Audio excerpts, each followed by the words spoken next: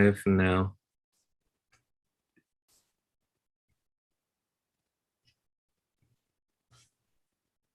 All right, we'll give people a few minutes.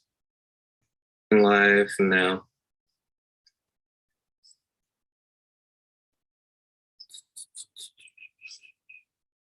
All right, we'll give people a few minutes. Live now. There's a 20-second delay. All right, we'll give people a few minutes. Live now. There's a 20-second delay. We'll give people a few minutes. Live now. There's a 20-second delay.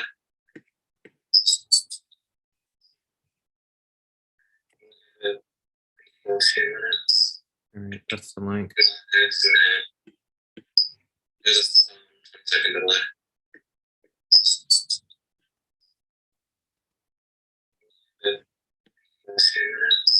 All right, that's the link.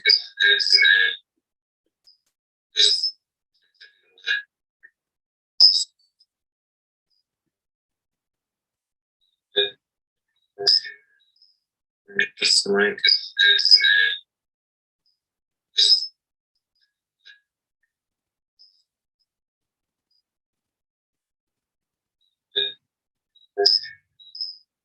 That's the link.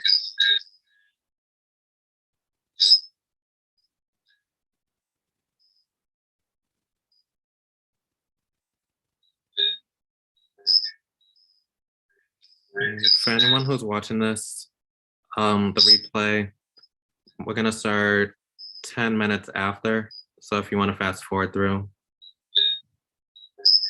I see some people joining. For anyone who's watching this, the replay, we're gonna start 10 minutes after. So if you want to fast forward through, I see some people joining.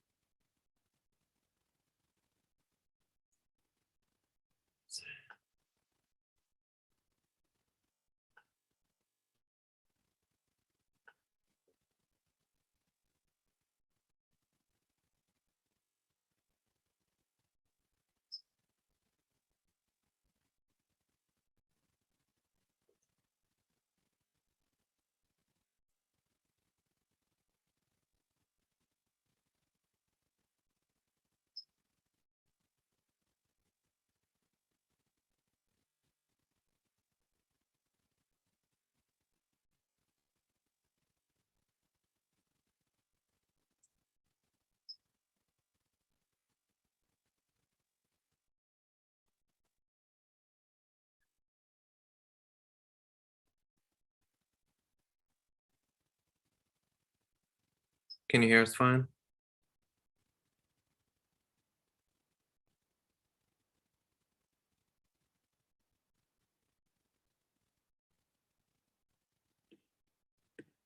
Can you hear us fine?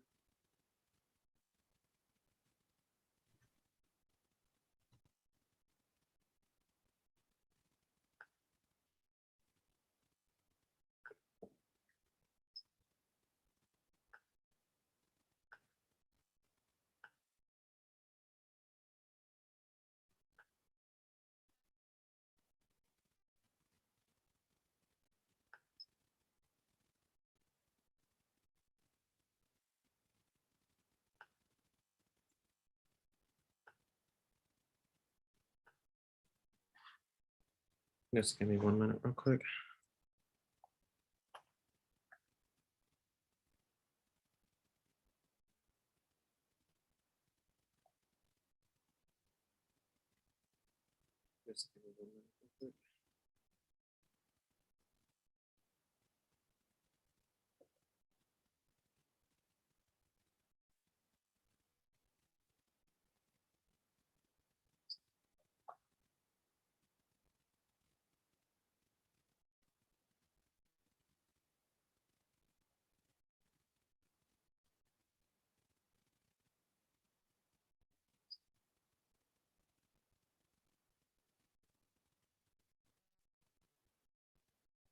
Hello, whoever's watching, please can you write down where you're from and where you're watching us from?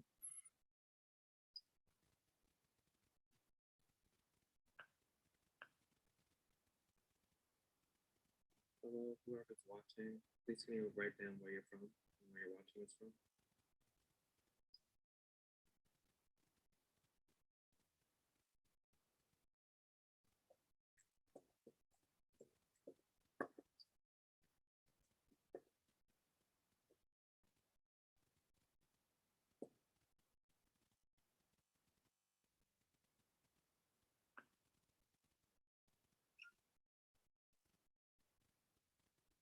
All right. Did you want to give everybody like one more minute and then we can head in? Okay.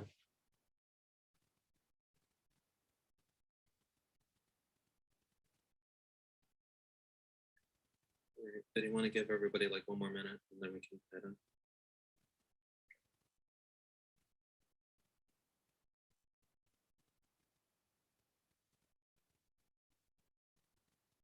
Did you want to give everybody like one more minute? Does anyone else hear echo? It's like 3 times.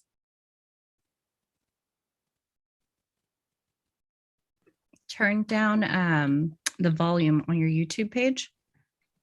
Did you want to give everybody like one more That way you minute? won't hear the echoes. Okay. And whatever other page that is that you're monitoring.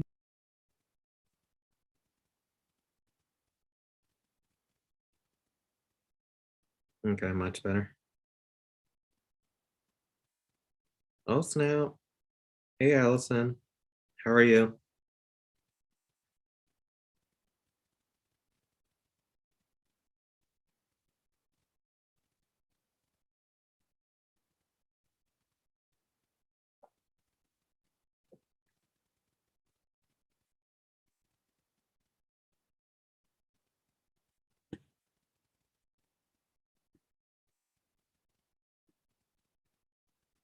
All right, we're gonna start.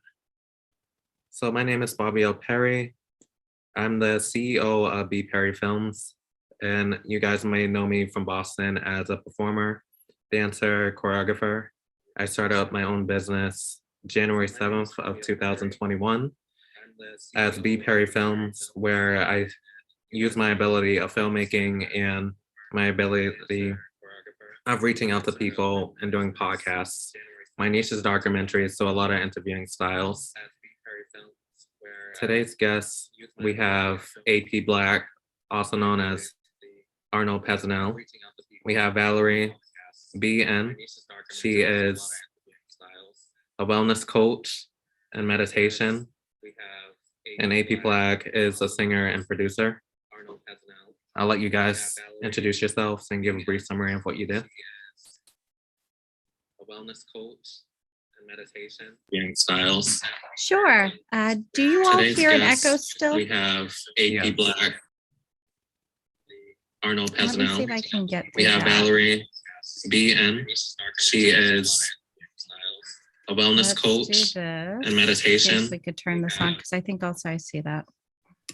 You guys good on the audio now? Yeah, much better. Perfect. Wonderful. Well, hello. Happy Wednesday here. My name is Valerie Becker-Noguera. I am the founder of TrueHeartist, which is an online community engagement platform for art and heart-centered health and wellness programs. I'm experienced in guided meditation, creative collaboration, art and empowerment life coaching, and I'm really passionate about being a super soul connector.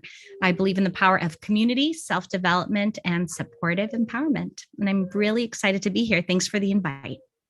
Of course. Arnold?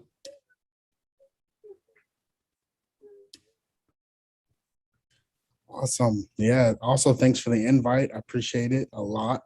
It's nice to be here. My name is Arnold, and I'm also an artist. I'm a singer, songwriter, producer, recording artist, everything in between. I've been singing for a very long time. I've been writing music for a very long time, probably longer than that. So it's just that I've been doing it in a nutshell. Great. I brought everyone together, not only because we're all from Boston, and believe it or not, we all went to the same high school, but at different times periods. And it's just amazing seeing how everybody's growing to the content creators and the artists that they are and business owners. And I would like to shed light on the possibilities of Boston Arts Academy students can grow and become something powerful when we work together and try to make everybody feel included in some type of way. AP Black, he was in the first episode. We talked about the artistry of music, defining the difference between an artist and an entertainer, and if there's any similarities or the two. And then Valerie, we talked about wellness, exercise, and how to deal with stress. Because during the pandemic and even before the pandemic, we were stressed out, pulling our eyes out, dealing with kids, dealing with student loans, that any obligations that comes our way. And we need to find ways to manage ourselves so we don't go crazy. So yeah, just a brief summary of those episodes. All right. So as you guys know, I started a fundraiser on Kickstarter. I'm trying to raise $4,000. Hopefully we can raise that amount by January 6th. Don't feel slave to it if you don't have the funds, but I have different tiers that people can sign up for. And believe it or not, it's just a one-time payment. There's no reoccurring interest. I know everybody's stressed out with their debt and other obligations, so all contributions are welcome, but I wanted to go over the different tiers. The $20 plan, you get early access to the videos, maybe a couple hours early before they go live to everyone else. The $35 plan, you get early access to videos, and also you get to see live webinars that I'm going to be doing at WeWork and some other locations. I'll have the dates on my Instagram if you follow me on there at BPerryFilms. The last plan, which is available for 4 people, so definitely rushing, get those seats. This one offers the plans, the same features as the previous plans, plus you can be featured on a podcast to expand your brand and your business. So great opportunities right there, and that's the $60 plan. All right. So Bobby, those are awesome tiers. Like, can we just support our boy here? How awesome is this, right? This is big, you guys. I want to see some new faces. It doesn't matter if you're from Boston, LA, New York, Chicago, from a different country. I don't care. Just take advantage of this. But I think overall, what you're trying to do is amazing and trying to shed light on people's stories. People's stories are what connect us because we're all human living life. I put up actually a quote today, I think on my Instagram stories that said something about we're not in the same boat. We are in the same storm. Some of us are in a yacht. Some of us are in a rowboat. Some of us are drifting on driftwood, barely hanging on. We are in the same storm, but not in the same boat. And that's the thing about life is you never know, we're all in the same storm together, but we all have our different experiences, and stories are powerful. They lend the voices out to people to say, you're not alone. Here's what I've done. Here's maybe, you could take some inspo or motivation from my story. And so even just a commenter, because we always hear about the celebrity stories, but people feel like celebrities tend to be, they're not as authentic, I guess, as real people that we can identify with. Right. So I think this is going to be great. Congratulations on this. And I can't wait to see, all the support that you get from this. Thank you. Yeah, man, I'm excited. I just want to say, when I thought about, doing my first interview with you, it was an awesome experience, just being able to share my story being able to share, my background in music and the things that I've been through.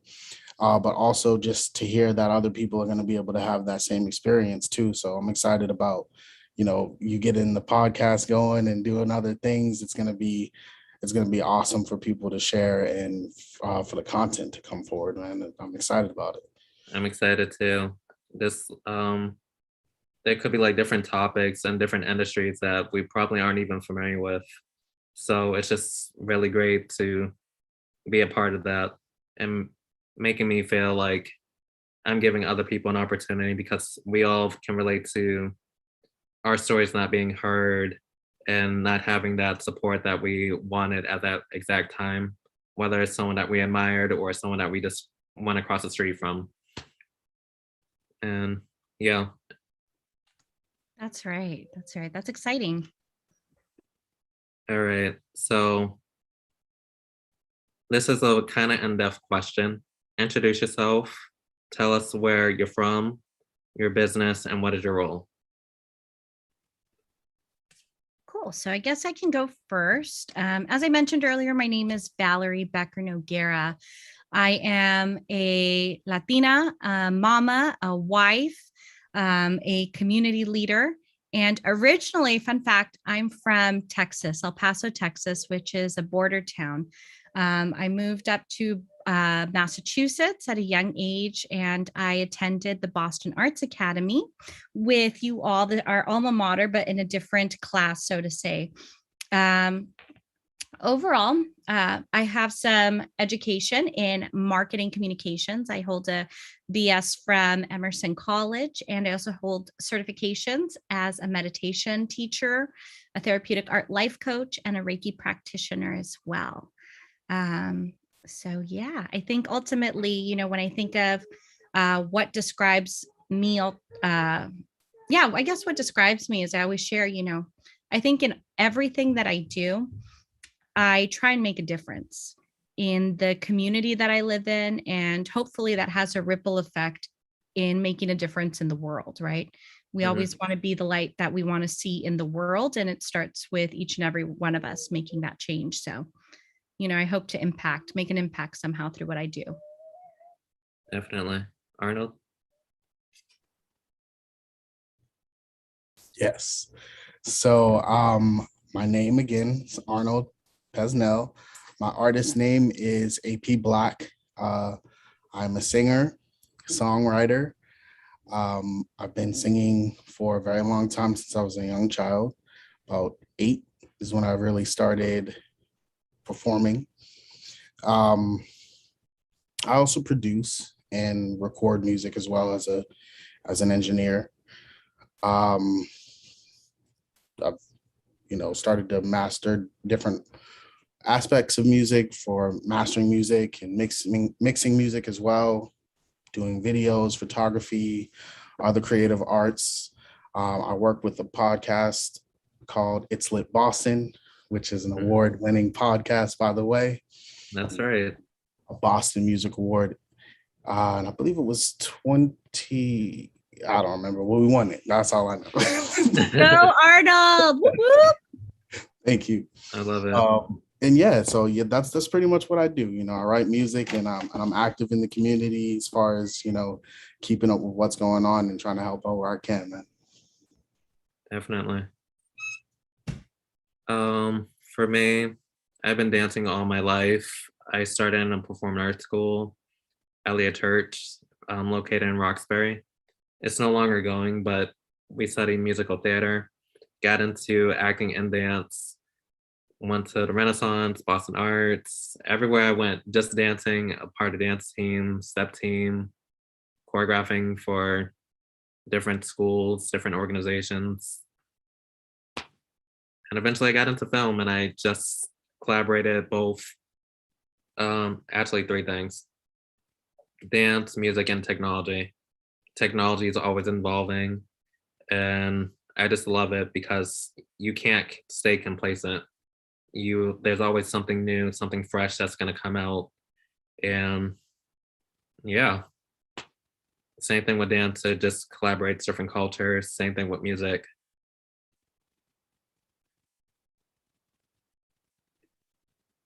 Next question. What is your morning routine? Give us somewhat of a day in the life. We'll start with you, Arnold. Sure. My morning varies. You know, I have my kids with me, so sometimes I'll take care of the kids and take them to school.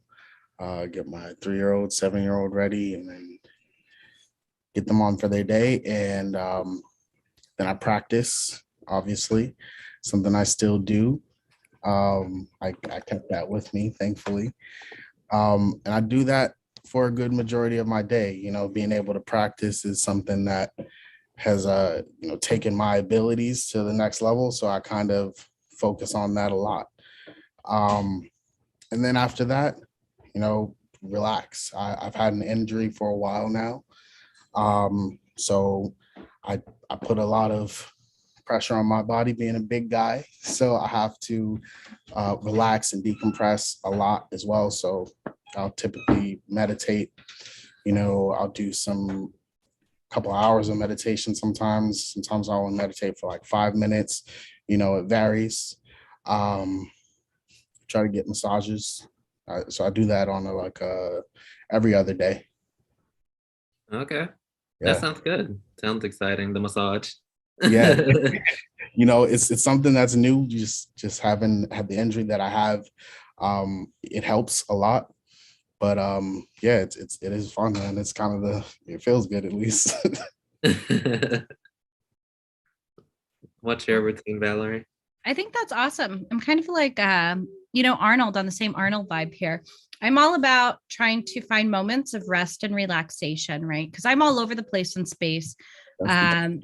Just doing everything. I'm involved in everything, plus being, full-time mom to a 3-nager, who you'll see jumping in and out of the screen from time to time, and you can hear him. But one of the things that I do in the morning, which is so important to me, like Arnold, is I actually meditate. I consider meditation like a meeting with myself, like, let's just take a moment. I need to meet with myself, get grounded, to start my day off with clarity and with good intentions, so that I know where my focus is going to be. Because it's so easily that when you have so many different commitments to get, off track, super easy. And so when you start your day off knowing what your focus is, it just helps me come from that place of focus, that place of peace, and also that place of, it sounds kind of corny, but the place of love. You have to come from that caring part of yourself to say what I'm doing and the intentions I'm putting out there. It's all for the greater good. Definitely. Now, that's my morning routine. Is ultimately I start everything off with meditation. Let's have a meeting with myself.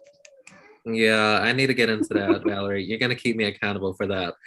No, I will, Bobby. Yes, and we're gonna bring Arnold along. Now that I know that you meditate, Arnold, we're gonna bring you along too. Yeah, I'll be like, and I'm like this. Oh. This one, you are so funny. My morning routine is kind of basic, but I have like an hour to myself. I might check my phone, not to like message anyone yet. I wait until 10 o'clock for that, but I wake up at 9.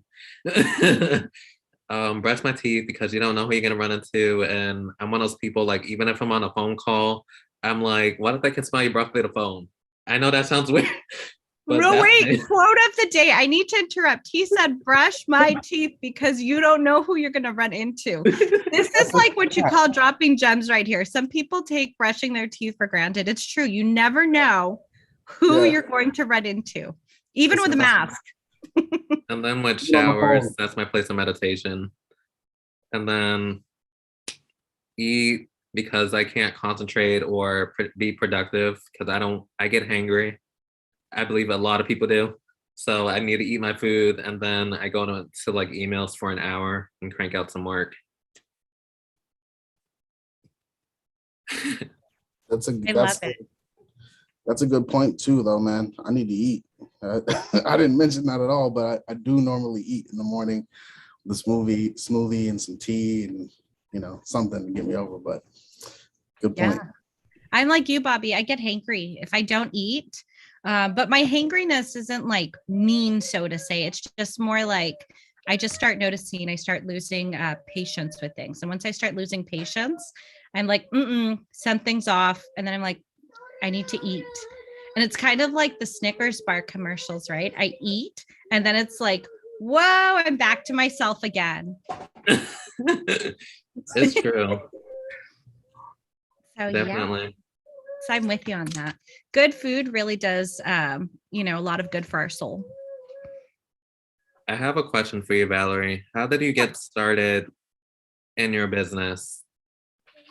So I got started in my business probably when I was 14, which was really interesting. I started meditating, to be honest with you. I come from a family who has taught me how to meditate, taught me all about the benefits of meditation and being able to bring that clarity and focus that I always try to get.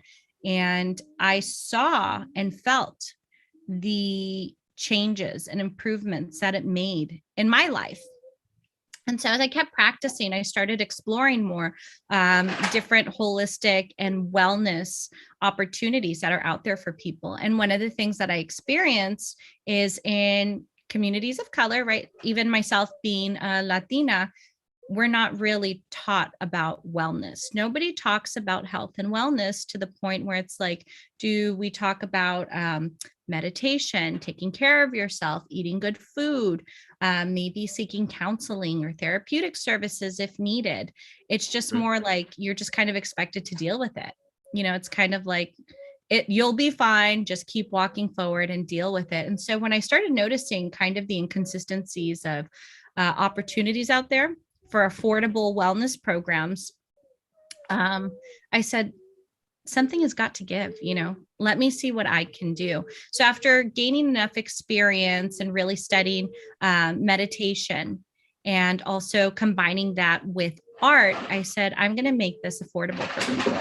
That was my biggest thing, was affordability, right? Because we try and think about access to resources. A lot of that has to do with, one, is there an opportunity for it somewhere? And two, can people really afford it, right? Because you talk about a lot of these health and wellness. Hey, James, you good? You're good. And so part of these things that you tend to talk about, in terms of saying, what do people need? How can I share my passion and help people is, I said, all of this has to do with some skill sets that I just got and things that I just studied so I could share. And so I created TrueHeartist. A lot of that comes from my background as an artist and an educator, and as well as a meditation coach. And I said, when you find your center in meditation, it's similar to art. When you practice your craft, whether you are singing, whether you are dancing, whether you are performing something from memory, or even just drawing something, you get in that zone, right? And that zone is what opens us up. And that's the zone that we should always operate from. So that's how I started. Definitely. It reminds me of yoga. Like those people that do yoga, they're strong. They're lean and strong. It's just like, how do you get that flexibility and control over your body?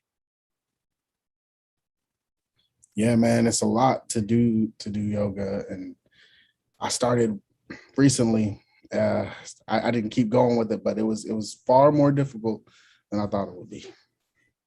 Has anyone signed up for either Apple Fitness or Peloton? No, I signed up for, actually I belong to Beachbody. It's only, I think, like $100 a year.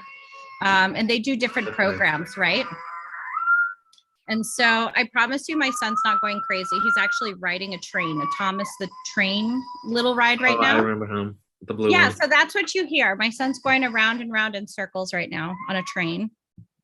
People are probably going to be like, what's going on at Val's household? She's a meditation coach. How can you That's the irony, right? Because it's kind of like people always are like, you teach meditation, but like you're so hype and amped all the time. You don't necessarily always have to be calm. The calmness comes in here, but ultimately what you see is just my happiness exuding all the time. It's the positivity coming out. But yes, for the most part. James, you good over there? You're stuck? Give me 2 seconds. Let me get him unstuck here. No worries. I'll be right back. So Arnold, we'll go to you. How can people be involved with music? Some people are not vocally impaired. Yeah. How do you deal with that? And how do you coach them? It's honestly, it's one of the things that's kind of the hardest about being a musician. Some people don't know that they're not really inclined for music. Mhm. Um, so you have to be able to work with them where they are. Um, and really that's kind of the skill set. You work with their skill sets, you work with the things that they're really good at. If they're really good at writing, work with them on their writing, and then you can work on other aspects of their performance that you can tweak and make better. um, I don't really like to critique people too much either. I like to take my time with the artist because everybody starts where they're at. Some people start as a writer and transition into an engineer. Somebody might start as an engineer and then transition into, somebody who runs a t-shirt business. You don't really know sometimes. Like there are a lot of different variations and people work at their own pace. So that's what meditation helps me with, because sometimes I'll be frustrated, it's like it's hard to work Yeah, with someone who wants to rap, and then next thing you know, they want to sing, and then they want to great. be a music video vixen. So it's like, you don't know, man. It's like you Yeah, got to be able to work with people where they are. But that's why it really means a lot to care about what you're doing and care about the people that you're interacting with, and in art in general. I'm really passionate about art. I'm really passionate about being creative. I'm also really passionate about, helping the people in our community who look like us, who want to be creative and don't really have those opportunities. Because I know when I was young, when I was a really young kid, and I was trying to perform, there wasn't a lot of opportunities. There wasn't a lot of things to do. I had to create them. And I think that's what I inspire a lot of other people to do as well, to create your own opportunities. You have to be an advocate for yourself as far as anything you want to do. If it's artistic, if it's, financial, if it's in any industry or field, you have to be a person who's like, okay, well, I'm going to make this happen if I really want it. And I'm really like that. So I think that's why I enjoy working with people when they come to me like, hey, I want to be an artist. I'm like, okay, cool, let's go. Like, what do you want to do? What are we gonna like? What do you want your image to be? Like, I get to discuss all those things with someone. And it really, really can turn into something amazing. A lot of people who I've worked with, they don't really have a direction in particular, and they come to me for guidance as well. So that's awesome, being able to talk to people and give them a direction to push their career forward. And that it's really something that has made me very happy to be a musician. There are a lot of people out here who don't know what they're doing, who don't know, they have no clue. They're just like, well, I want to rap or I want to sing. I'm very passionate about this, but they don't know the ins and outs. Being able to be a guiding force really, really, really rocks. definitely.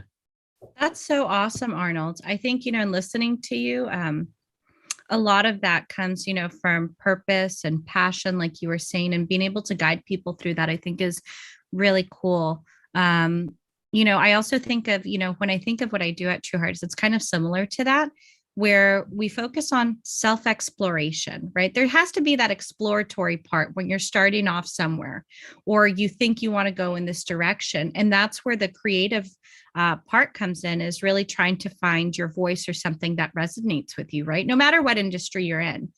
And then it comes through being able to take that and literally just put it in some form of expression, whether it's a song, a beat, or whether it could be a canvas or a stage, whatever it is, because through that expression comes your evolution as a person and as a professional. I 100% agree. As someone who I talk about my transformative experience a lot because, well, that's what people pay me for. So I'll do it. I got to do that. But I also talk about where it happened at. And there's a place in Boston, in the Boston Harbor, called Thompson Island. And I went to Thompson Island when I was a really young kid, and I got kicked out of their program. I'm now a member of their board. of advisors.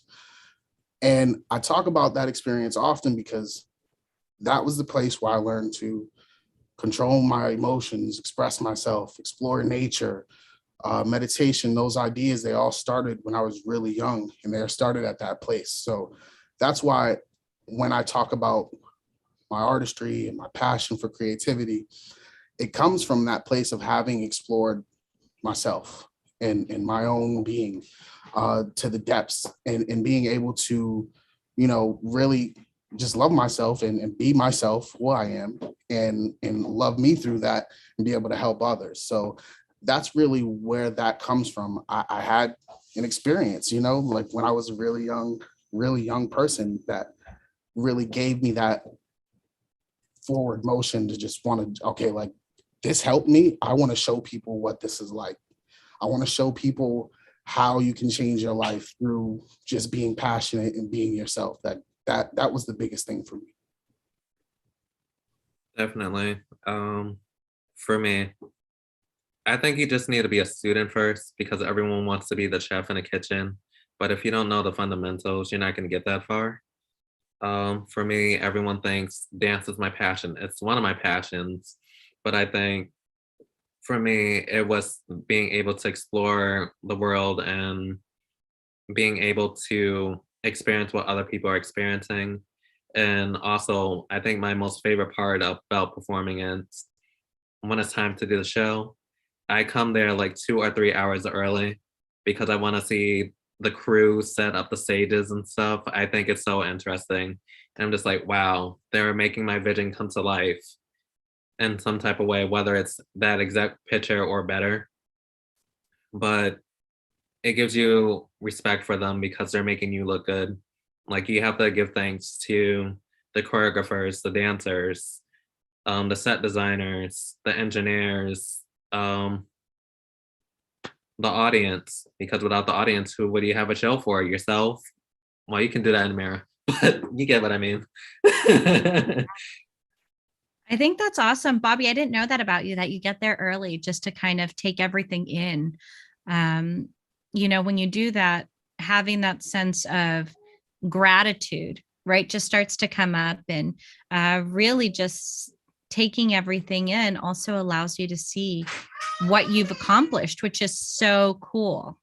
So I think, some people sometimes overlook that and say, oh, I come in just to enjoy this. But if you think about it, it's that moment that you take to stop in your life to say, look at what I'm involved in, connected to, and look at all the people who are helping me make this happen, which is so cool too, because we know we don't do anything alone, right? We all stand on the shoulders of others. Somebody gave us that one chance, helped us out on this one project, showed their support here, even through donation. Which, again, I'm sure Bobby will make sure to drop that link that he started for the fundraiser. Me putting in the plugs here. Yeah. But all of that goes, to show, like, when you come together with people and you have the same mission and the same vision, it's amazing. And it's pretty contagious, that I guess that awe feeling that, comes over you. Yeah, Definitely. agree. That's cool. Let's see. What are some obstacles that occurred while building your brand or business, or both? I think for me, some of the obstacles that I've encountered have to do with more so as I age, gain more experience, gain more wisdom. I always want to make sure that what I'm doing aligns with my values and aligns also with the overall mission of the project. I guess authenticity is a word. Sometimes it's overused, but I like to make sure that I'm staying true to myself, being authentic and sincere in what I'm doing. And also just making sure that whoever I'm collaborating with also is on the same vibe. For me, that's really, really huge. Definitely. But yeah, that was some of the things, was just staying true to myself. Some of the obstacles that I encountered. I think also another, thing that I encountered is I always like to make sure that I actually know what I'm talking about. Is that huge or is that huge? That It is sounds so big. small, but tell me, a lot of people, they start somewhere and all of a sudden they may think they know everything. In And then fact, they change. I'm quite the opposite. I actually always like to believe I don't know everything. And I try and stay humble and saying I have so much more to experience so that I can then turn around and share that as, an educator, as a meditation coach, as a life coach, even as a friend, and as a member of the community. For me, it's important to know, like you said, fundamentals, your foundation is everything. Your technique is everything. There's people who came before you who have explored this. And I try and study from other people, whether it's not from mentors, but I also try to, just learn and see what other people are doing too. Mm-hmm. So that's what, at least I take a look at some of the obstacles is for myself.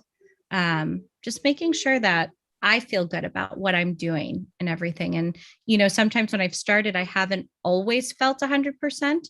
And if I ever say, you know what, I don't know if I'm sure about this, I don't do it until I know I'm sure. Because even sometimes you can say, well, I'm not sure, I'll just give it a go. But it's just one of those things for myself. I like to be sure in what I'm doing. You just feel it, you come from a place and say, I know this is what I have to do. I know for me, support was a big obstacle. People support you up to college, but as soon as you try to do something your own, I feel like people start backing away and it's hard getting the ground coming. Like, you have an idea, people kind of see it, but until they see some action, that's when they'll join in. But it's like, you just said it wasn't going to work. So why should I support you in any type of way when you thought less of me? When I told you this is how I can get here and these are the resources that I have. So sometimes you have to change your environment or the people that you have around you. And that's the biggest thing that you can get out of being an entertainer, artist, or even a business owner. People try to use you for money or your clout or some type of way. And you just have to be very cautious, whether it's family or friends. Hey man, that's a good point. Two great points.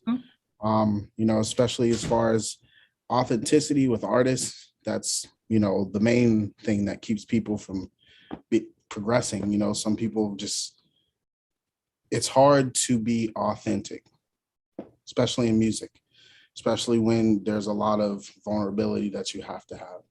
And even more so with what you said, Bobby, artists sometimes when they come to you, they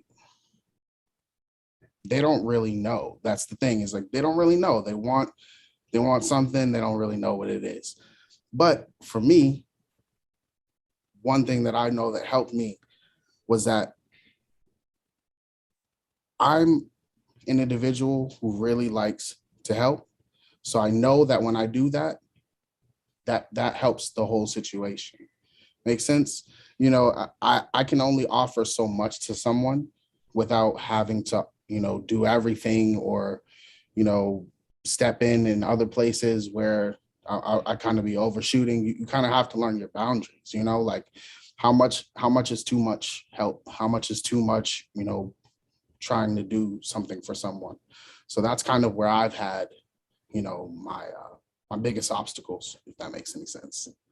I always give them like a little taste, but don't give them the whole spoon.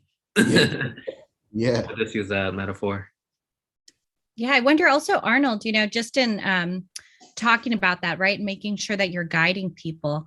Sometimes, like you said, people don't know what they're looking for. And during that exploratory process, they may even find out what they're trying to do is something that they're actually not passionate about. They were chasing some sort of fantasy in some instances that may lead them to something else, Yeah. And if you don't mind me cutting you off, that's kind of what is difficult about, being that person for artists. You don't really know what they're coming to you. They want this, they want that. They don't know. So being able to take that time with the artist and help them explore too, it helps. So that's what that was about for me. Thanks for helping me get that out there. I was kind of stuck with it. No, I think that's awesome. Bringing clarity. Sometimes you can even see where the talent is in people that they can't even see themselves. Yeah. You know, yeah. That's what it is. It's the relationship. I have things that I'm not good at. And that's why it makes sense to know myself and know what those things are and get that help.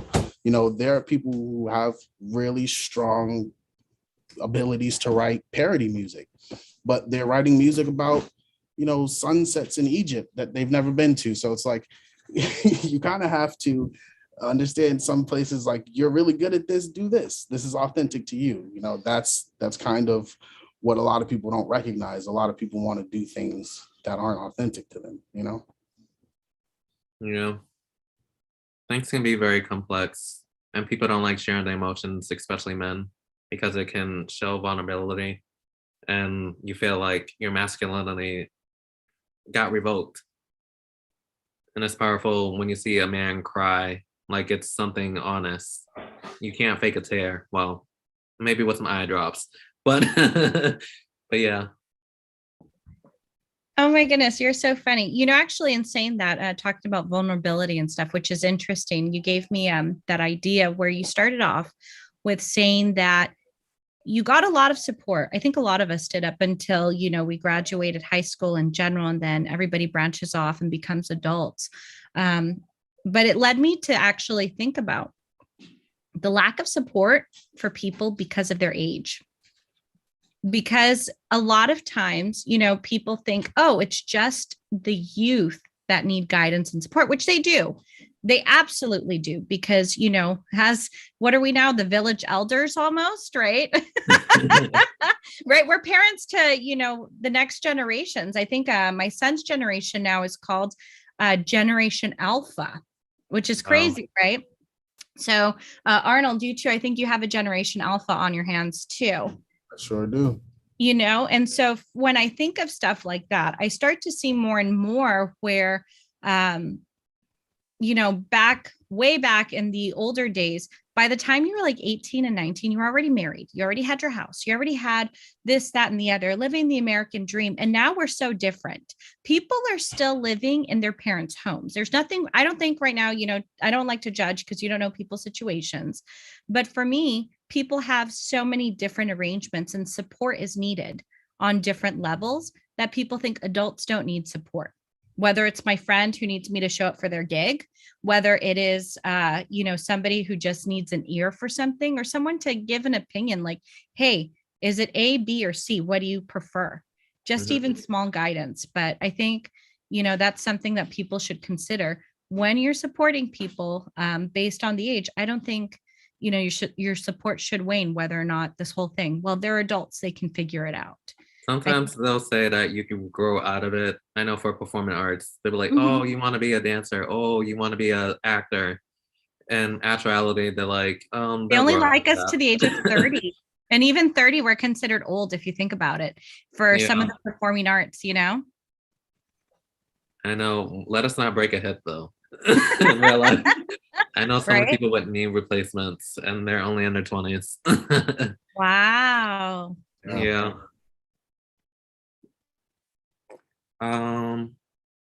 Follow-up question. Why do you think Black-owned businesses don't last? Someone told me they last between 2 to 3 years at most. And yeah, it just caught me off guard. I didn't think it was that bad. And it was like a small percentage are successful. Wow, that's huge. It's really interesting when I thought of this. I know I was taken aback. I have to find this. I'll tell you this. Who sent this?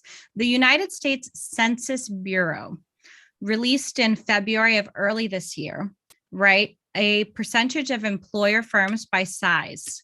So basically, it's like based on the businesses, on who owns them, like what really are the number of people working there. When I think of failed businesses, say even within communities, whether, right, it's the African American community, the Latino community, the Asian communities, whatever it may be, you go back and I look at the census figures, literally says under what they consider here, minority owned firms are made up, 51% are made up of employees 1 to 4. Those are really small businesses. These are not the larger businesses. If you think about it, these are really small businesses where they have 1 to 4 employees. And if you're just a business of one, that means it's you. There's nobody else. Yeah. You are that one-man band considered a business. And so if you think about that, a lot of the times, businesses, they need a couple good things to run, including, right, a good business plan, an idea of what you're going to do. You need to be able to manage your finances immaculately, have really good achievable goals, and check in on yourself. Because this is where I think a lot of smaller businesses tend to fail, especially mom and pop stores, right? They don't hold themselves accountable to reach their goals. They get comfortable and saying, well, you know, I've opened it, I started this, we'll just let the people come. Sometimes it could also just be an understanding of the market that you're in. You know, do you have aggressive competition, or is there even a place where you're at, like the market where you're at? Is it a place for your services? So there's a lot of things that go into it, but when you're doing this by yourself, it makes it that much harder versus when you're one of those larger employees who have even like 20 to like 50 people working for you. Those are the ones that are working for your vision. So I think when it comes to saying that certain businesses fail or they struggle a lot of it has to do with who's working the businesses. If it's just the owner themselves, that says a lot. That's one person trying to do everything by themselves, you know? And I think it all has, it has to come down with who is your support in that and what's your understanding of your market. I think it goes back to what we were talking about earlier. Are you, have you done enough research in your industry? Have you laid a foundation for yourself to say, I am an expert, or at least I know what I'm talking about or what I'm doing? And then in who you are aligning yourself with, right? And your partnerships with, and getting people to support you. Who's like, how do you say, for lack of a better word, like, who are you rolling with? Like, yeah. You know what I'm saying? That's going to determine also your success. If you think of like who's on your team, So, I mean, for me, when I think of places that fail, a lot of it, they'll say it was just mismanagement of funds, mismanagement, of the finances. I think there's just too many software artists. Yep. Everybody wants to do something, but it's just really, really, really hard if you're by yourself or you're in that category, which again, this doesn't come from us. This comes from, the census. 51.8% of minority owned businesses are in that 1 to 4 employee category. So that says a lot. That's over half by even just 1%. What do you think, Arnold?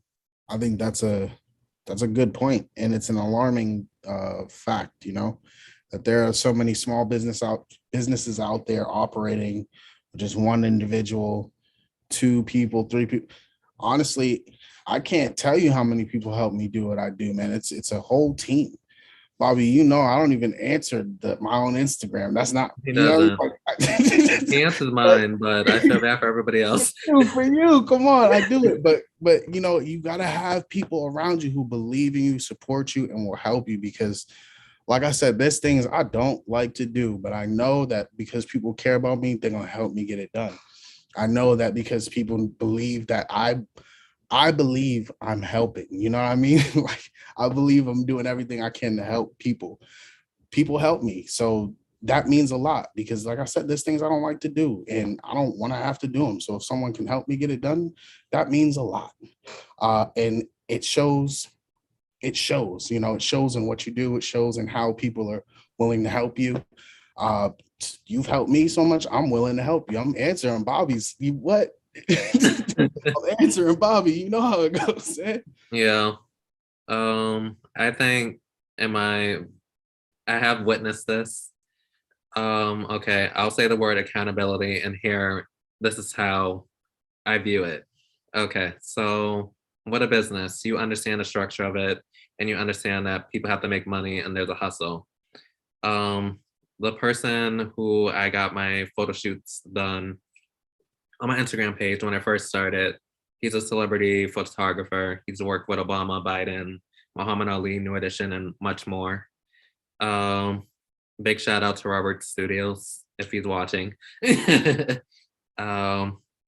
One person came out while I was like getting ready. The guy was requesting his pictures to get done a certain way. And the guy was like, these are my prices, flat rate. This is how it's gonna go. The guy was trying to get a discount and he was like, I can't drop down my prices. I charge everybody the same. The guy tries to bargain again. He gets the price lower down by maybe like $10 or whatever. And then next minute later, the guy asks for more stuff. And he was like, nope, I have to charge you extra now, that price plus that. And he was like, okay, fine.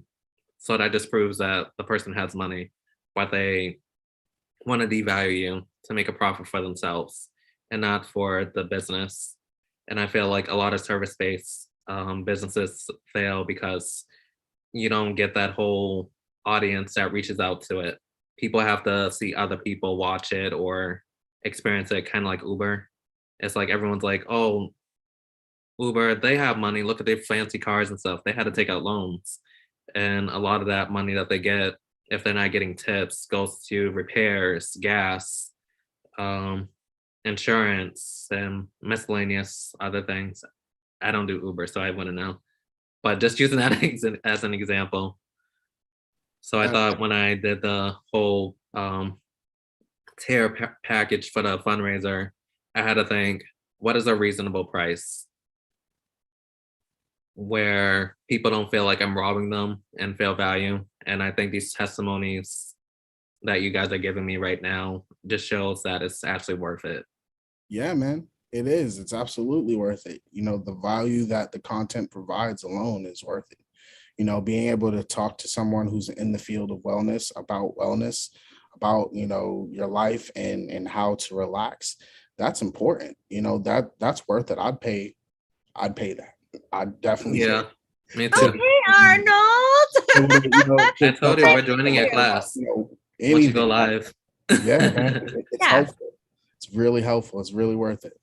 Yeah, and I think to both of your points, there's also, you know, the more experience that we get, that's what people pay for. Yeah. If that makes sense. Because think about when you first started out, right? Doing what you do to even now, your prices have increased if they have because of your experience. You know, some people may be like, oh, it only takes you 30 minutes to do this. What about mixing? Can you mix this in like 5 minutes? Can I just pay you like an extra $10? And it's almost like, do you know why I can do things so fast? Is because I've done it for so long.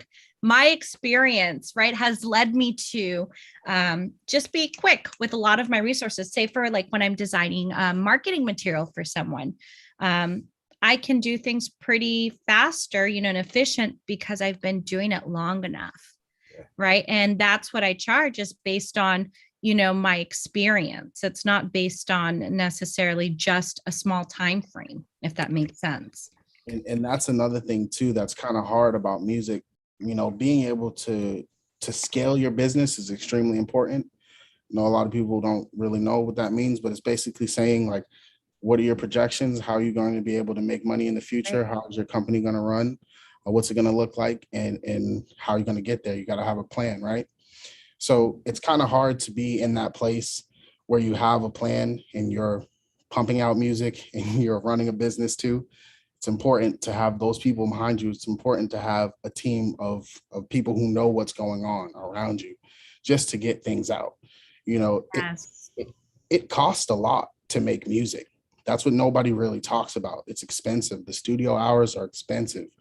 The engineers, mixing, mastering, getting art done. It's part of the reason why I do everything. It was just I didn't have the money. I had to do it. You know, I mean, I wanted to put a video out. I had to shoot it myself. So those things, when you learn them through experience, I've been able to do a lot more than a lot of other people because I have relationships with people who are artists, who are filmmakers, who are fashion designers, who are business owners, who are, you know, rich. You know, these things are just what happens when you're able to really grind and look for ways to connect the dots. That was really the biggest thing about being an entrepreneur or an artist or an in any industry is just understanding that some things you're not going to know. You're not going to know where to go. And if you can get some really good relationships behind you, people who know what to do, like I know that when I wanted to design this sweater, I didn't know anything about fashion. And I knew there were people who knew stuff about fashion that I could call. So that's what helps, that's what helps push your brand forward. Is there someone that is there someone who can help you? And are you being of service too? But how did you get there, right? Think about how you got there, because that actually takes some thought, right? And some discernment on who's in your village. How are you building your village? Like, who are you letting access that space? Because we all know, I think you guys have seen it, list your 5 friends and I'll tell you who you are, right? You are who you hang out with. And so just like Arnold was saying, when you start building your networks, your village, people who are down to support you, down for your cause, or at least people with similar interests, right? And a similar mission, you'll go farther than you will alone, because things seem harder and burdensome when you do things by yourself versus when you get out there and you network with people and create those relationships. And those are really key to making yourself go to the next step. Exactly. Definitely. All right. So I have to ask these questions because a lot of people, they think I'm mean or think I'm stuck up in some type of way. So how was it like working with me? What were your first thoughts of me when I asked you to join this podcast? Oh, I you already know with me, I was like, yep, I'll do it. Yep, what day? Yeah, because I'm a person who cancels. I really believe in canceling, if protecting my peace, anything like that, my sanity, all that stuff, right? And I really wanted to cancel today. And, because of the team that I have around me, they was like, no, don't cancel, do the interview. So I'm here now. But ultimately, it's because of you, man. Like, I was like, I ain't going to cancel on Bobby. Bobby would never do that to me, man. I'm that's how important, it is to have people who, care. Like, and if this is somebody else, I'd be like, I know it's possible they may not care.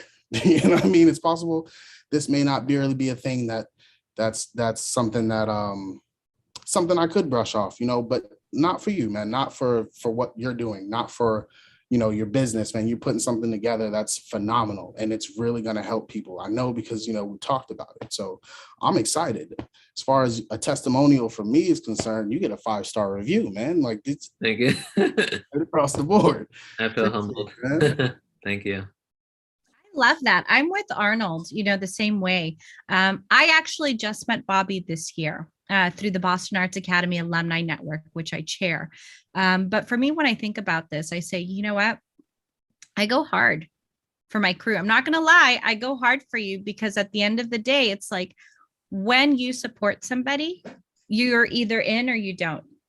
It's either yes or no. And for me, I was really touched that you invited me to be as one of, your first couple episodes here on your blog. I know that all of the advice that's always shared, the topics that you share with people is always much needed. And even sometimes things that people don't like to talk about or hear. But conversations are so important, right, to have, whether they are the fun conversations or the hard conversations. And I think, by what you're doing, people need to see and hear that. And so, I'm always a big Bobby Perry fan. And just like Arnold, we're showing up. And so I've had an amazing time and watching all of this from episode 1, right? For even talking about, hey, I have this idea for BPerryFilms, to even now, it's like, I'm just so proud of you, Bobby. Yes, and she was one of the first ones to know about it. Yeah, to see the growth, because that's the thing. People have these ideas and they get this passion behind them, but fear gets in their way. Criticism, the uncertainty, the scared to take chances. And all you have to do literally is, as long as you show up for yourself every day and take one step towards achieving your goal. Like you told me, Valerie, I'm going to open up BPerryFilms. And look, here we are, right? And next year, we're going to come back and we're going to do this again as well. And we're going to talk about, even, the more incredible things that you've been able to accomplish over time. So I've had an amazing experience, and I just, people like you bringing to light people's stories is so important. For me, I'm not, I do follow celebrities, but not that big, because sometimes I feel like it's a different life. I don't live the celebrity life. I live, the regular schmegular regular person life. And so I'm I trying like to to be follow those like the folks. first result on Google. Like I can type in my name now and it pops up my LinkedIn. I'm trying to get my Hey, business to link all together as that's well. right. I'm like, that's a big milestone. Like Yeah. Google. From analytics and stuff, when you start creating your brands and stuff, that's really big. Yeah. I like to celebrate, no matter how small or how big our wins are, I just like to celebrate wins in general. Yeah. When you focus on saying, what can I celebrate about myself? For me, I think it helps keep us going. Because no matter what happens throughout the day, if you can go back and say, I did my best, right? No matter, how far or how, where I got, at least you gave your all, no matter the outcome of what you were doing. And that's the biggest thing, where at the end of the day, when you lay your head down to rest, can you say, I gave everything my all and I did my best? Mind you, that your best is going to change from day to day, depending on how you're feeling. You can be sick. You could be, having a hard day where somebody came to rain on your parade. We're human, it happens, right? But as long as you know where your best is and you knew that you did everything you can you lay down at night and say, I'm proud of myself, of what I've done. And, when I think of what you've done, I'm proud of you, and I hope you're proud of you. Thank you. Yeah. I was nervous with YouTube, only because, well, actually what eases off the workload, because like I'm very opinionated. If I don't like it, I know no one's gonna like it. So I was like, let me schedule this post and I will not check it until 24 hours after this has posts. And I had 70 views. And I was just like, no way. And that was on the trailer of 1921. I think that's still the highest viewed video. Wow. That's great. Congratulations. I like that approach, giving yourself some time before you become obsessed with checking your views and the data. Just let it happen. That Yeah. reminds me of when I posted my first song to YouTube, Bobby.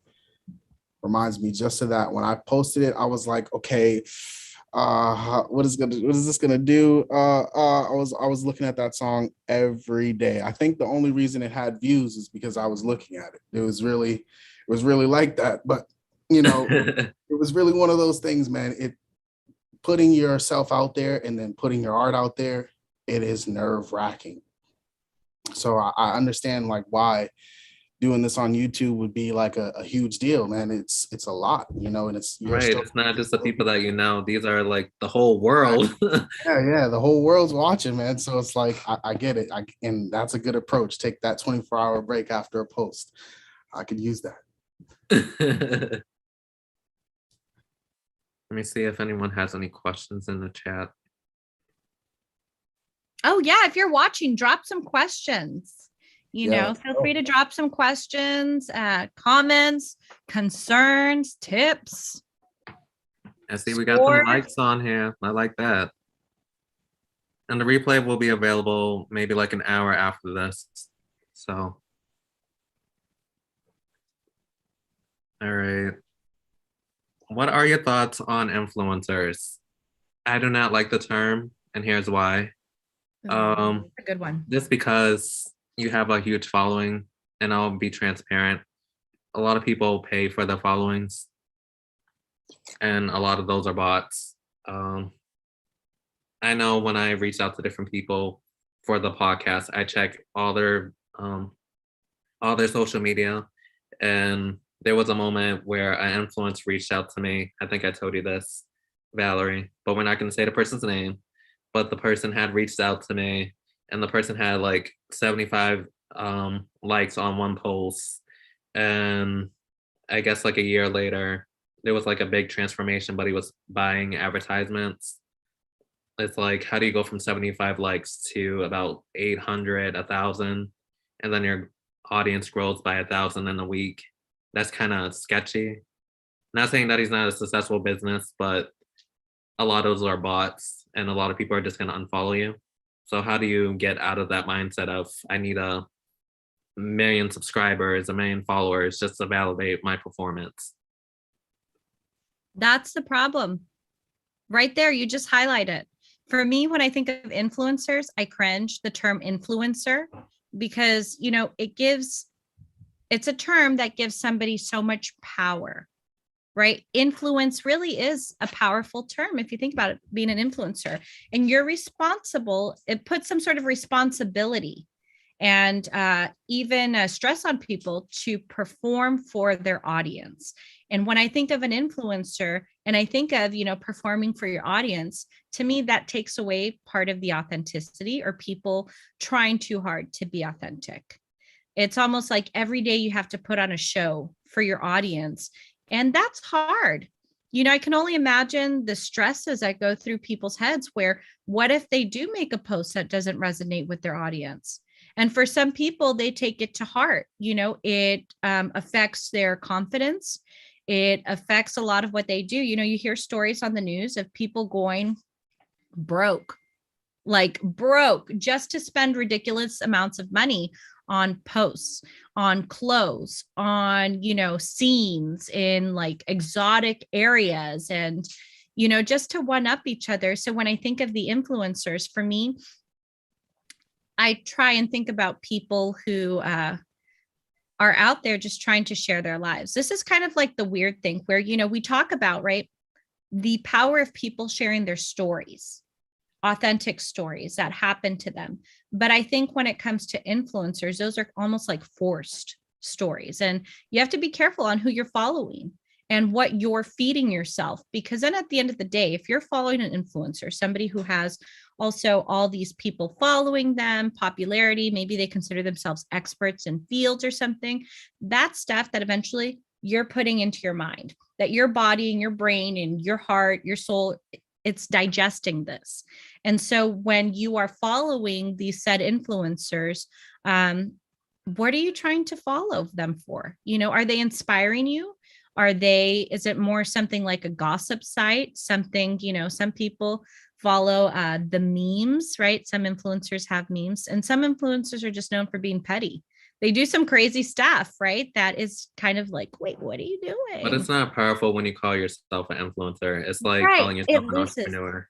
Well, it loses, like you said, it loses some things. I mean, I think a lot of the times when people earn their titles, a lot of it has more to do with the amount of people that are following them, right? Because that's even how people get their backed up by Amazon or wherever they're selling their stuff, and they have these partnerships with different companies. And then, for me, I wonder if they start to lose their authenticity and how that feels afterwards, having to perform so hard to keep up those partnerships, to keep up the growing audience, to keep up with just even thinking of this is exhausting. Like, what else do you have to keep up with on top of living your life outside of the internet? I mean, that's for me, that's where I come from. So that's what I think of influencers, and everyone's like, wow. Yeah. But I mean, how do you make it positive? For me, I'm always still looking for who are those positive influencers out there. For me, just in my field, I think of Deepak Chopra. Some of the stuff that he shares isn't necessarily about him staring off into space, meditating, right? It's not about himself. He tends to drop gems to help people. So when I think of that type of influencer, right, it's more so, it goes back to kind of like what we all end up doing. Are you helping people in what you're doing? Are you educating people? Are you motivating people? It doesn't have to just be physical fitness. It could even just be, I think of somebody I actually started following is dedicated to spreading financial literacy, right, in the BIPOC communities. Nice. And I'm like, that's cool. I need to follow you and see what you're about. For those types of influencers, when I think of that, it's like I tend to follow people who I think are trying to make a difference in the world and doing something good for others. Definitely. Or even just like, good restaurants or whatever it may be. It's like, oh, look at their plate of the day. That's where I'm going. Right? Avoid the salad. Just kidding. I like salad, people. I had one yesterday. Right. But back to the point of what you were asking, I think, can you say that question again so I can hear it again, if you don't mind? What's your thoughts on influencers and people that call themselves influencers? Right. So I think I agree with what Valerie, what you said. It's just it hits the nail right on the mark. Sometimes there's a lot of negative influences that are online and people gravitate to. I think that's something that we don't really discuss too much, that being an influencer is cool if that's what you want to be, but what is it? Is it a negative influence? Is it a positive influence? And when people gravitate towards those influences, positive or negative, what do we do with that? If it's a negative, feedback, the negative response, what do we do with that? Because there's been a lot of the negativity and there's been a lot of the negative influences online. So how do we as a community combat that? I'd like to see more places like, BPerryFilms, where we can come and get some positive influences, that those things need to be, pushed a little bit further, a little bit higher up in our communities, pedestal, because it's really important. And that's why, I'm excited about this, and you putting together your company and you putting together fundraisers, because it's really going to make a difference. And I keep saying that, but I already know it is, just the impact of having a positive influence in your community. It does a lot. Arnold, you even got me thinking. Sorry to jump in there, Bobby, really quickly, because of what you're doing. I just, just came to my head. You're bringing to life local stories. Yeah. And that's what resonates with people. Because if you think about it, you can hear the story that makes you feel good about, somebody out in Idaho who did a bunch of things for liberating animals from some sort of farm or whatever it may be. But when you see the stories that hit close to home, people that would be on your streets, right? Whether it's a small business owner down the street or, the older man who is mentoring youth or something like that. I think it really does move people a different way. And that's what you're bringing through the BPerryFilms, is not just about, the stories in general, but it's about relatable content for people. And for me, I like to also see what's happening in our communities as well, and I can't wait for you to put a lot of that out. That's a powerful thing too. Sharing the local stories. I follow artists a lot. I follow celebrities a lot. Being an artist, you have to, be informed of what's going on, because that's part of the market, right? So watching artist interviews are huge. There are a lot of artists in Boston who don't have interviews. There are a lot of artists in Boston who haven't had careers that have been like, day and night working through their art form, whatever it may be. They may put on an event sporadically, things of that nature. So it's really important to be able to highlight their stories as well. It'd be great to hear of other artists from Boston. That would mean a lot to our culture and what we would mean to the industry as well. There's a lot of people who could make a lot of music and a lot of content, but if they don't get the looks from these studios, if they don't get the write-ups from these, networks, magazines, and things of that nature, if they don't have the exposure, if people don't go to their events, nobody really knows. So it's really powerful to have someone in our community like BPerryFilms, who we know cares. That's really important. That's why I keep saying it. It's like, I already know this is going to help. This is going to be something that's really going to catapult, the culture of arts in Boston. Thank you again, like always. Thank you. Definitely. There is a question in the chat. Hopefully she's still on. She asks, what is your fondest childhood memory that helped you shape who you are in your career today? That was a good question. Ooh, that's deep. That's a good question. Let me tell you why. Because we've had a lot of experiences that have shaped us and have changed the course of our lives. But I'm going to take this one back to particularly probably to Boston Arts Academy. And I'm going to tell you why, because I came from a single parent household. My mom was trying to make ends meet for 3 kids, and we didn't have money to pay for dance classes, extracurriculars, but I knew I had been studying dance for a very long time and we couldn't afford it. And when I went to Boston Arts Academy, that changed my whole life, that whole experience, because I had access to things that I would have never had access to had I not attended the school. Whether it was, the school became my second home.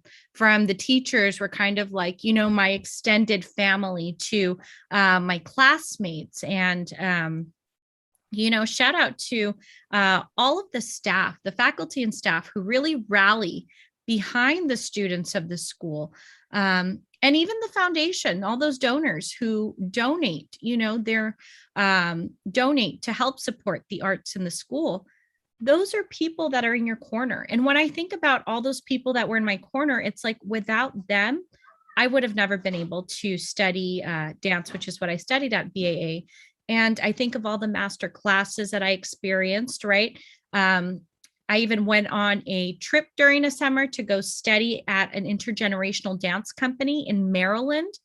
I would have never been able to do that. But that's the first thing when I think of experience, and what really, shaped what I'm doing now is having that access to opportunity, and that just changed the whole trajectory of my life. So when I think of that, I think of BAA, where it starts. How about you, Arnold? Okay. Can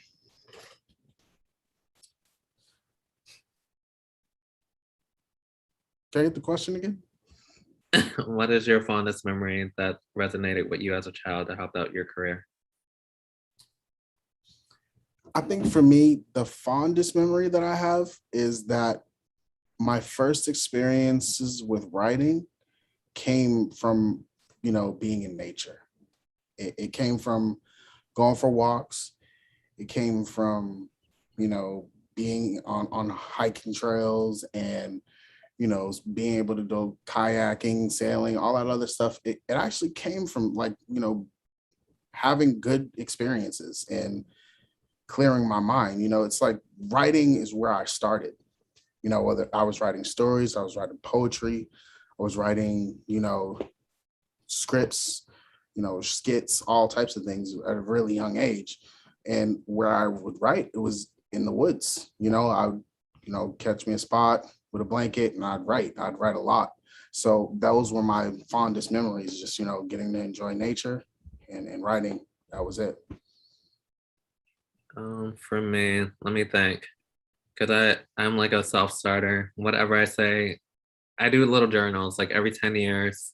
I have a list of things that I'm gonna do and I have to accomplish it within that 10 years. For this milestone, started a business, get a master's degree, moved to New York by 25. That didn't happen due to COVID and financial issues because student loans, so knocking on your door, 100,000, like, yeah.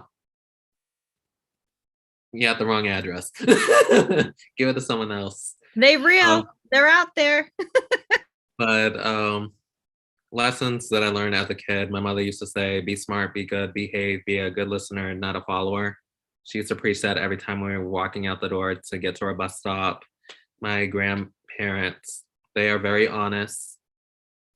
I'm very honest with myself personally. I will say if I don't like something and I notice things other people might be able to, the audience might not be able to, but let me tell you, my grandparents, they're like, that person's, I don't know, wobbling on one side, that person's not, feet not turned out, like they notice everything. The lighting cue, someone started late.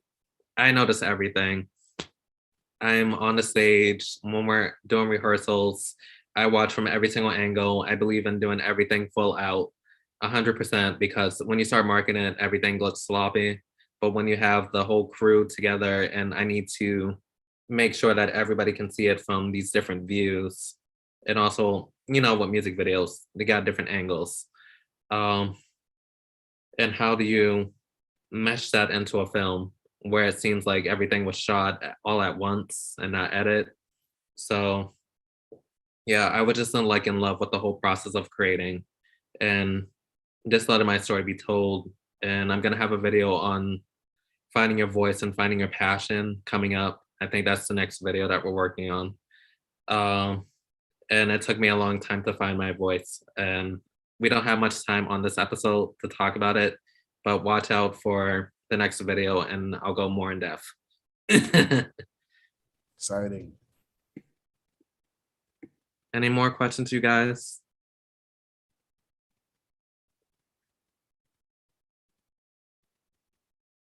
Let's see. And I do want to give out a reminder. We have a fundraiser going on, 4K. It's for my business. We'll be using it for operating expenses, music licenses, everything's expensive, camera gear. And hopefully we can extend the process of the podcast. No, the podcast is not stopping, but the film series will be an extension to it and we'll get further in depth.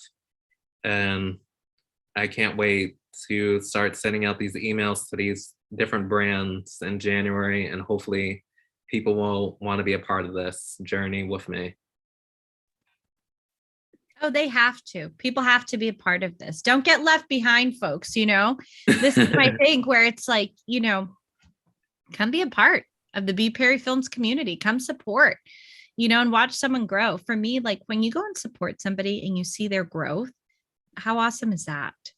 How awesome is that to know that your support, right?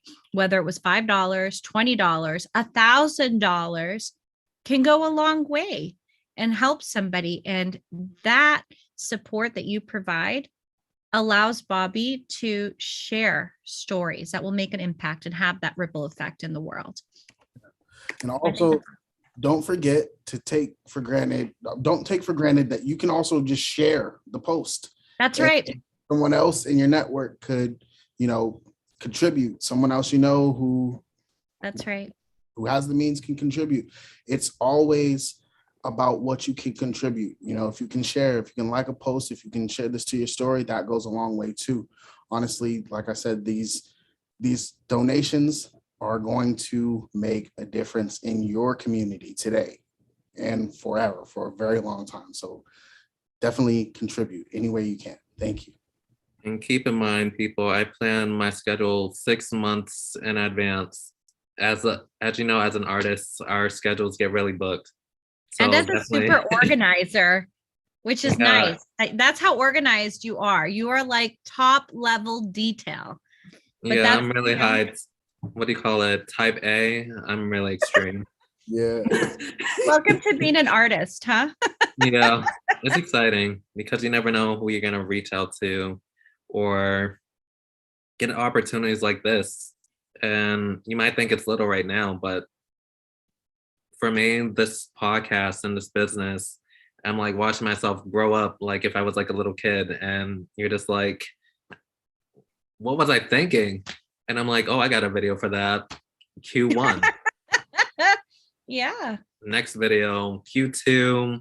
Next video could be 3 years from now.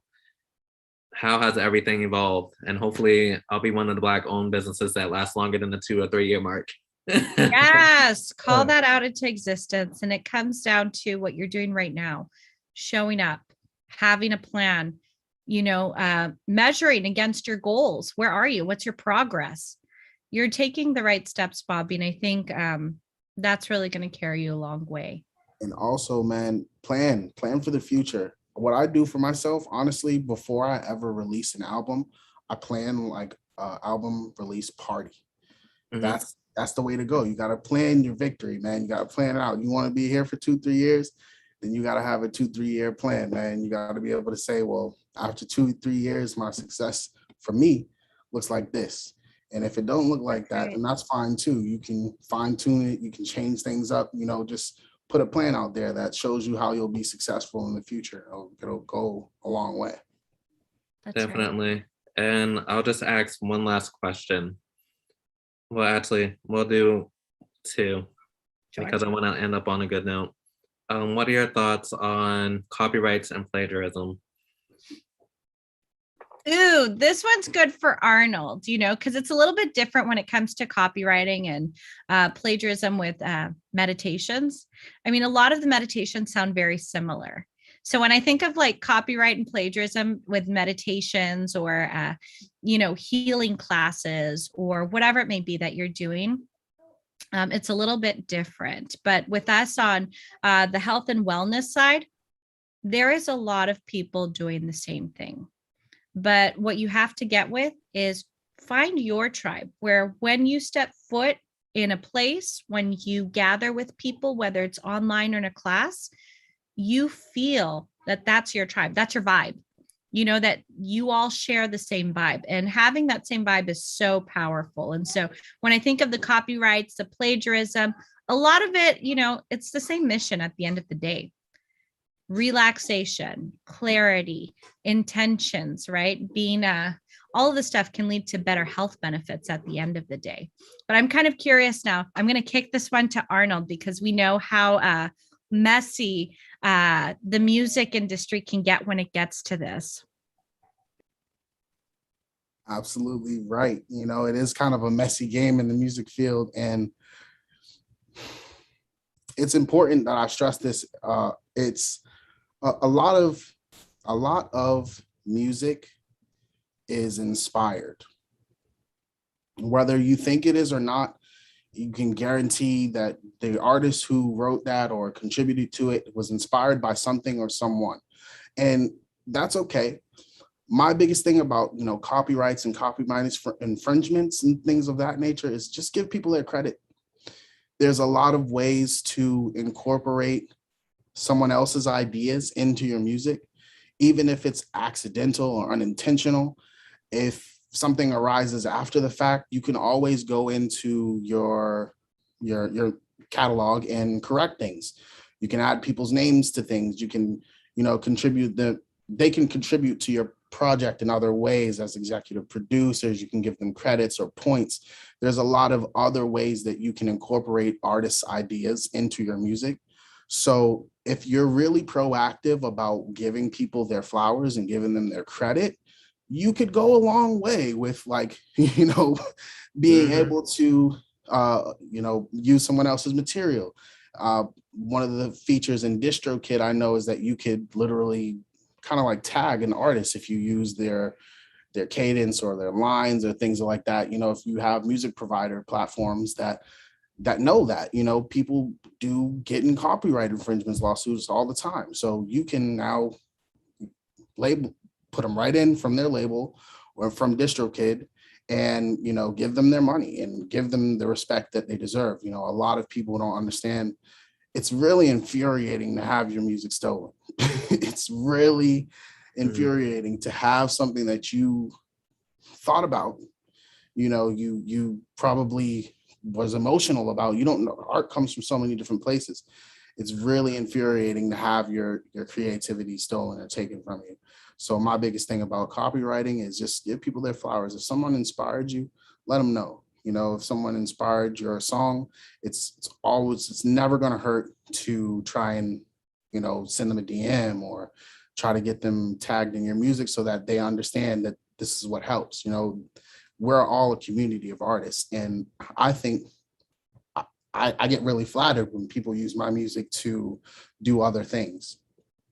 And I understand why somebody would be furious when someone uses their music without their permission, but it's really, really easy to get in contact with people these days. So like I said, when it comes to copyrights, as long as you have your music in a tangible form, it's created, you do own the copyright to it. It's not something that you have to, I'm not a music lawyer, so don't try to, put me on the block or anything, but, that's just how it works. Once you create it, it's in a tangible platform, it's yours. As far as I feel, I think everyone should be allowed to share and use other people's works, because that's what art is. That's really what art stemmed from. It stemmed from being collaborative and sharing. So I get it, but I also understand that it's infuriating to have your creative juice is stolen from you. Right.